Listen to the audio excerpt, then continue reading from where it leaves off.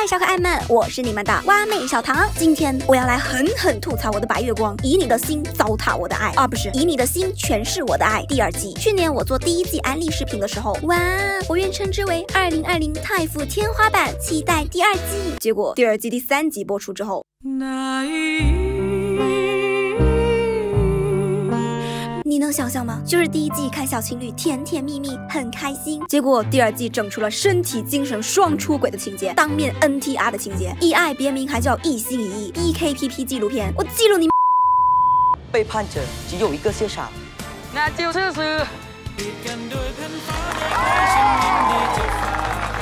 以爱第2季从开播9点5分直接掉到不及格。本期视频就来吐槽分析一下以爱2到底有多崩。先简单讲一下第1季，以爱1讲了竹马破镜重圆，从敌人变成恋人的故事。2位主角德和欧尔的梦想都是成为演员，2人在补习班重逢之后互生情愫，一起努力考大学。导演 P Boss 把少年之间朦胧暧昧的情愫拍得非常细腻唯美。第1部不仅仅是文艺腐剧，它体现了一定的社会现实，把同志困境和身份认同融入其中，比如直男德在爱情与世俗之间挣扎，欧尔作为同志的迷茫与痛苦，甜虐交织的剧情让观众欲罢不能。结局是 happy ending， 德欧抛开世俗，决定在一起。以爱第1季永远的神。第2季换了新导演和主编剧，尽管我已经做好了太傅第2季普遍存在的烂尾预警，我想到它可能会崩，但没想到会这么崩。首先，剧情翻车，狂撒狗血。第2季以德欧在曼谷的新生活展开，我想着哇，能看见德欧甜甜的大学生活，2人为了演员道路并肩努力。BKPP 纪录片我又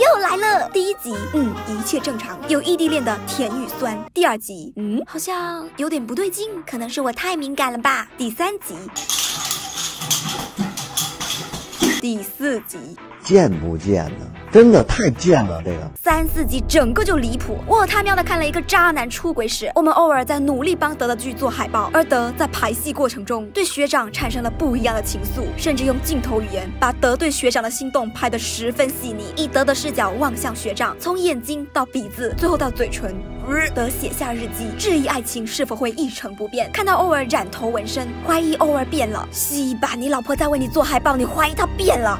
德也认为自己的感情发生了变化，不给欧尔看他的日记。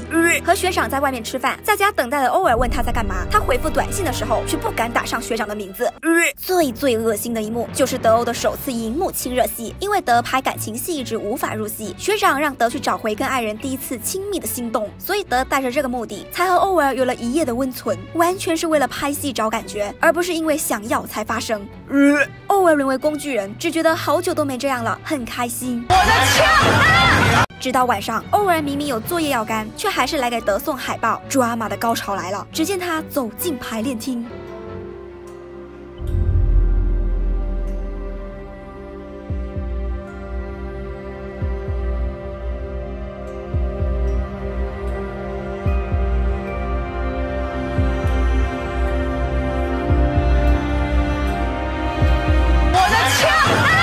直接撞见接吻，是的，德和学长在接吻。起因是练习间隙，学长在帮德入戏，练着练着，德开始鬼上身一般问：“我可以亲你吗？”就开始了。哇，他们要直接世界观崩塌。吻完之后，德还有点愣住，之后继续舌吻。老娘就是露底裤，我要踹你！甚至第2天排练，欧尔过来观看，德面对女主幻想成学长的脸，狠狠的入戏了。欧尔被当面 NTR。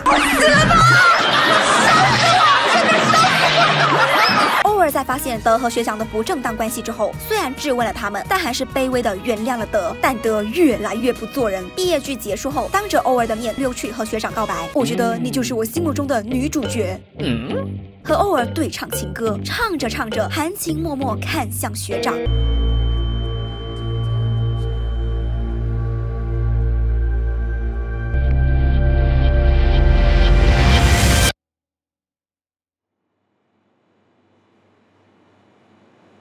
震撼！我一瞬间以为我在看泰兰德《匆匆那年》，我靠！这不就是成群和方茴吗？前面成群爱方茴爱得要死，为了他高考放弃道大题。哇，这不就是德为了欧放弃学校名额吗？后面成群莫名其妙爱上沈小棠，还被方茴抓包，看见他们暧昧直接崩溃提出分手。哇，简直一毛一样啊！如果偶尔是个女孩，按照剧情下一秒就要去堕胎或者带球跑。追妻火葬场的剧情甚至给我整笑了。德苍白无力的道歉，我和他已经没有关系了，你可以放心了。男朋友出轨怎么样？直接分手啊！这种出轨你还问我？肯定分手啊！直接分。出轨你还忍？那你不神经病吗？他出轨一次，他就有第二次。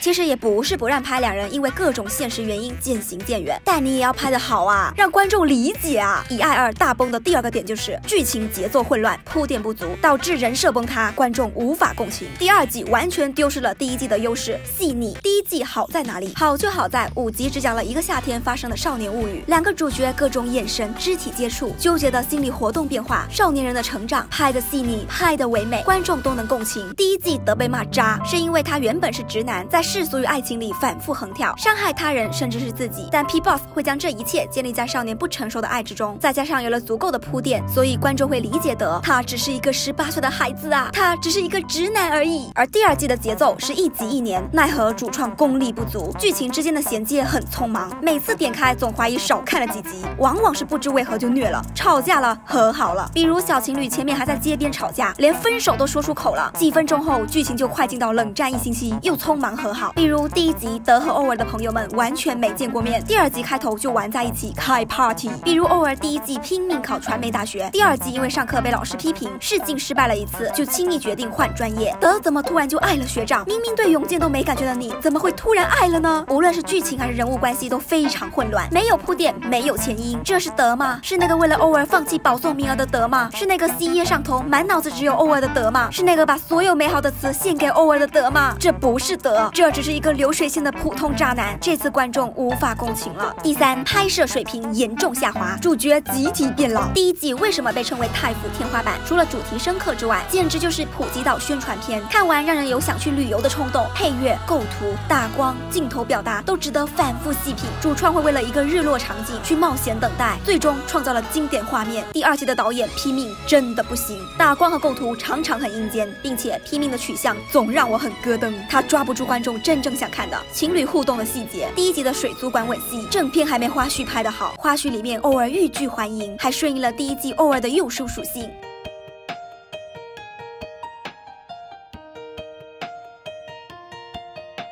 磕死我了！结果导演居然没有用这条，还让 PP 别躲，重新拍了 PP 站着不动被亲的一条，灯光师还全程下线，黑的看不清细节，唯一一个正面镜头还拉了全景。哇，我是不是还得夸背景的鱼儿们真的很漂亮？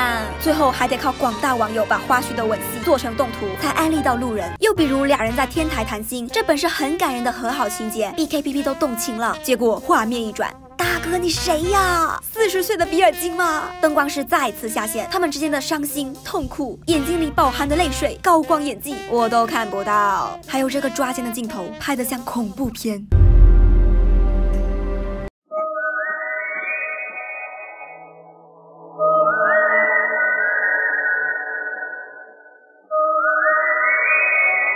而且欧儿的朋友宛如工具人 NPC， 平时不存在，偶尔失恋了就蹦出来安慰，这段时代姐妹花的即视感太强了。P-Boss 致敬王家卫，拼命致敬郭敬明。拼命在采访里说，自己最满意的镜头是第一集海洋与城市变迁的镜头。你正ใจฉันยังเก็บไว้เธอ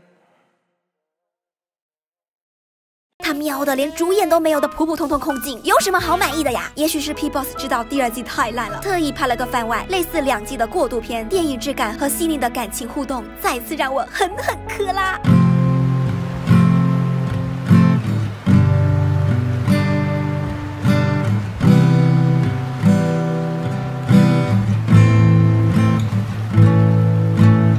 之间的互动，这种欲说还休的暧昧，才是第一季的感觉啊 ！P-Boss 这个家没你不行啊！而拼命，你真的没有才华。以爱2崩得这么惨，绝大部分的锅是新导演拼命的，他全程在剧粉、CP 粉的雷点上蹦迪，完全不懂以爱1，乱用隐喻。第一季中德欧以腿贴腿表示心动，第二季德对柴心动，也特地拍了腿贴腿。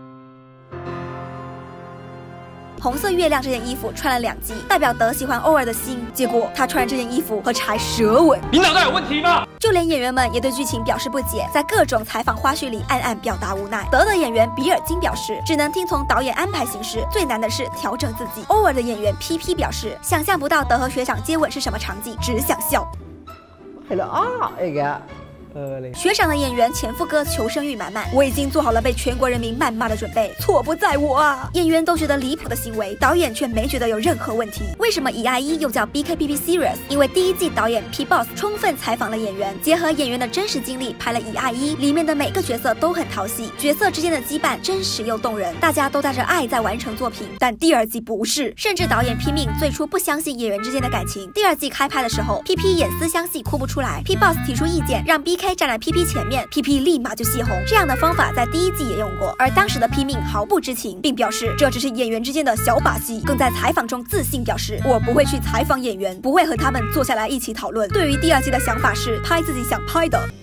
吔屎啊你！总结一下，1i2被大家骂得这么惨，无非就是把第1季观众的白月光毁得稀碎。观众带着对第1季的期待来看第2季，结果剧情和人设都跟第1季割裂，再加上节奏混乱，拍摄水平下滑，让1i2成为今年最烂尾的续作。拼命没有去了解1i1，没有 get 到1i 的精髓。1i 不是单纯的一部太腐剧，它让观众相信了世界上有这份真挚美好的爱情。拼命太傲慢了，他不相信有美好的爱情，硬生生把这份爱情打碎了，沦为了3流狗血剧。槽点密集到我1期视频都吐槽不完，还剩1集大结局，但是目测 happy ending。但我已经被恶心到不愿再看，我恨不得游去泰兰德，求求 P Boss 重新拍第2季。真的，拿刀不考虑重拍第2季吗？好了，今天蛙妹就讲到这里，你们对1i第2季有什么看法呢？欢迎在评论区留言，关注哇哇哇妹，蛙妹在这里等你哦。